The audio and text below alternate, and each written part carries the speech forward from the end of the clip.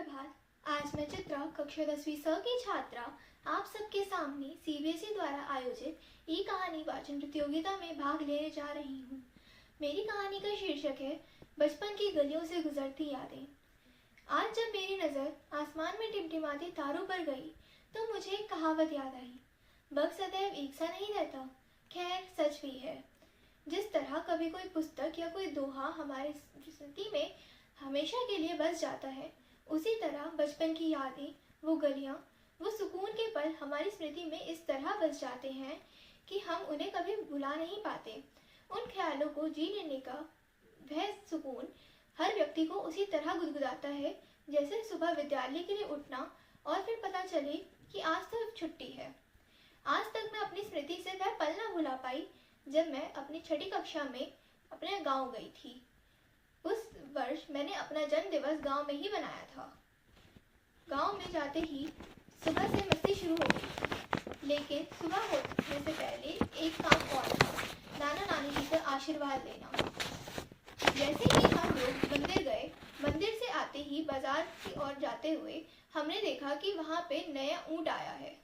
ऊँट की सवारी करके हम जैसे ही घर पहुँचे तो हमें पता चला कि मामा मामी जी भी मेरे से मिलने के लिए उपहार लेके आए हैं।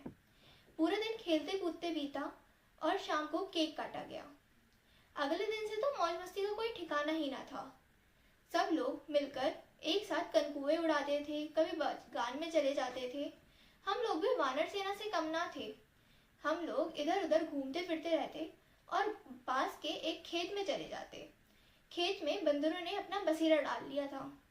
उन बंदरों को तंग करने के लिए हम अक्सर उन पर पत्थर फेंका करते, जिससे वे गुस्से में आकर कच्चे आम या कभी सेब हमारे ऊपर फेंकते। फलों के फेंकने के कारण कभी कभी हमें चोट तो लग जाती थी, पर हम अक्सर उस पर ध्यान ही ना देते, या कभी ज्यादा लग जाती तो मिट्टी लगा देते।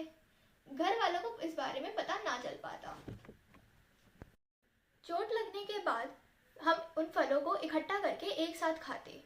शाम को इंतजार रहता मोहन कुल्फी वाले का, जिसके पैसे नानी से ही लिए जाते थे। शाम ढलते ही हम सब लोग छत पर जाकर पानी गेर देते, जिससे वह ठंडी हो जाती, और रात को गद्दे डालकर उस पर सोने से पहले उस आसमान को निहारते जिस पर हजारों तारों की एक परत बिछी होती। वह सिर्फ तारे नहीं, किसी कलाकार का कैनवस था। उस कैनवस पे तारों से विभिन्न आकृतियां बनाई जाती थीं। अब जब उस आकाश की ओर देखती हूँ तो याद आते हैं वो दिन और वो वहाँ से खट्टी मीठी गुजरती यादें। धन्यवाद।